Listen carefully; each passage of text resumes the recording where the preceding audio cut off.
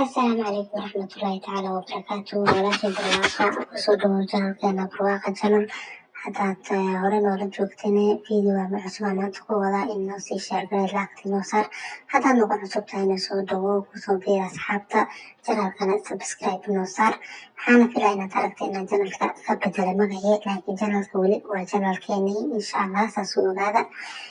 Maanta waxaan idiin wadaa laba baradhako aad ugu fiican dadka lafta madaxa hoose ka qalalan tahay ama aqoolka badan oo dhibay.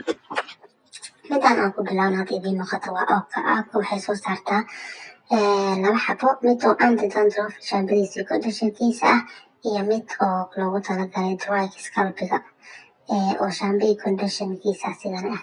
Midaas intaas ka dheer waxay kala haysaa oo la socdo intensive treatment oo haddii ay shaambada iyo dabi shaambada anfici waysa aad isticmaali karto oo aad ku kordhin karto ayay wadataa. Masha Allah oo saddexdaas la isticmaali kartaa. Sidoo kale taas markaad kasoo gudubno waxaa jirto shirkadan kale ee ayadana Funko Base waxay soo saartaa ayadana anti-dandruff mid loogu talagalay aqoolka iyo mid madaxa qalalan loogu talagalay. Midaan hoosta buluugta ka ah meesha hadda ku jirta waa midaan loogu talagalay anti-dandruffka iyadana sidoo kale shaambo iyo dabi shaambo way hayaan.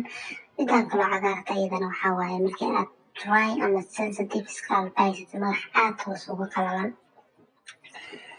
haddii madaxaada hoos aad ugu qalayan mise aad aqool badan markasta haysatid waxaa fiican inaad isticmaasho shaambooyinkaasi aad iskaga daaweysid.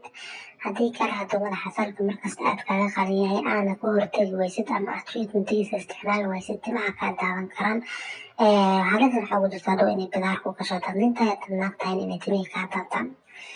Marka ku dadaal markastaba hadaad dry scalp tahay inaad salka hoose u qoysid daawooyinka loogu talagalayna ama treatmentyada loogu talagalayna aad isticmaashid. Sidoo kale hadaad aqoon leedahay ayadana ka hortag markasta uma fiicna timaha way kaa daadanayaan.